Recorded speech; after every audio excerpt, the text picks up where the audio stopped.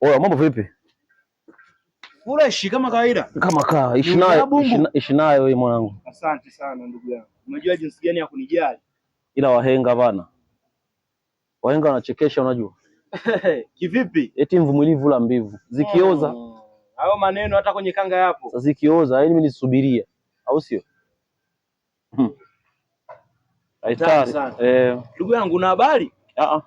Kuhusu kalenda hii ya 2026. Mwezi wa pili una siku 100. Haki ya Mungu. Wewe kama unajipanga wewe jipange ndugu yangu. Mwezi wa pili una siku 100. Basi tutapambana, sio maisha yenyewe haya yalivyo. Haina namna. Ila mimi wanawaza. Hivi maua yana kazi gani kwa wanawake? Unajua unapowazungumzia wanawake, naweza nikautolea mfano mfupi. Yaani wanawake ni kama watoto. Mdau amekula ubwabwa, akifika mbeleni akapewa Big G. Anamwona yule Big G ndio wa samani. Basi ni hatari. Wewe mwanamke unamnunulia gari, kaenda njiani ameshiwa mafuta. Akipewa shilingi 10,000 ya mafuta, yule ametoa 10,000 ndio anaonekana wa samani. Alafu saizi hawapigwi, sasa hivi hatuwapigi. Kivipi? Wanapigwa na maisha. Wanapigwa na maisha. Ila kweli. Unajua wanawake kama kuwapiga tunachosha yani viungo vyetu vya mwili yani. Alafu maisha bado magumu, ni kumwacha tu apigwe na maisha.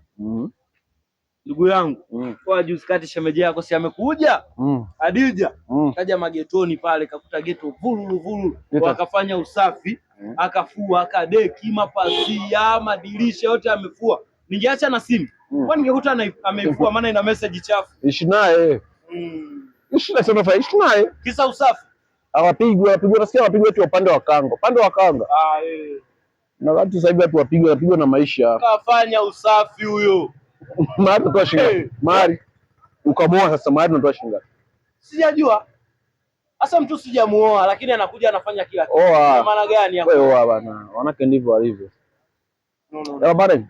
Haina noma fresh mida basi. Haina noma tusimama.